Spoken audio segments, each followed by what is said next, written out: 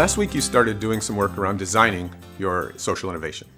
This week we want to push you to go a little bit deeper and think hard about what's actually innovative about your ideas, or more precisely, what's socially innovative about your ideas. And it turns out that's not necessarily such an easy question to answer. In fact, it's quite a tricky question. And take our labs, for example. On the surface, one might think what's innovative or socially innovative about our labs is their technology. But in fact, if you look at the impact that they're creating, that stems from innovation that lies in so many other places in the organization itself. So to help us do that, let's go back to the beginning and think a little bit about the definition of social innovation that we started with. We started with the idea that social innovation is a novel solution to an existing social or environmental problem that has a widespread impact.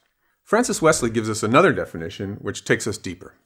And Francis says a social innovation actually starts to challenge and change the underlying system conditions that cause the social or environmental problem in the first place. It asks us to innovate around belief systems or around authority, power, resource flows. So in that sense, a social innovation challenges the rules of the game. Who's doing what, why we're doing it, who has the power. So a social innovation becomes an innovation in the social system itself. It's really helpful to dig into our own ideas or the innovations that lie in other organizations with this kind of lens and asking these kinds of questions.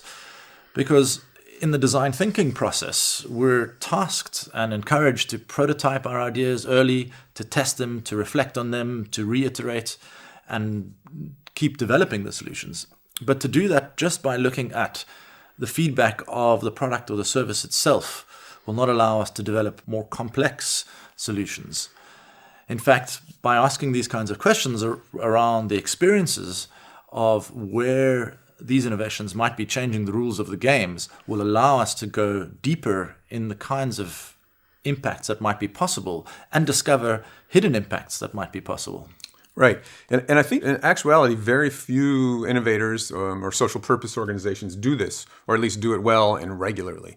So this week we want to give you a framework for really answering the question, what's innovative about the work that I'm doing?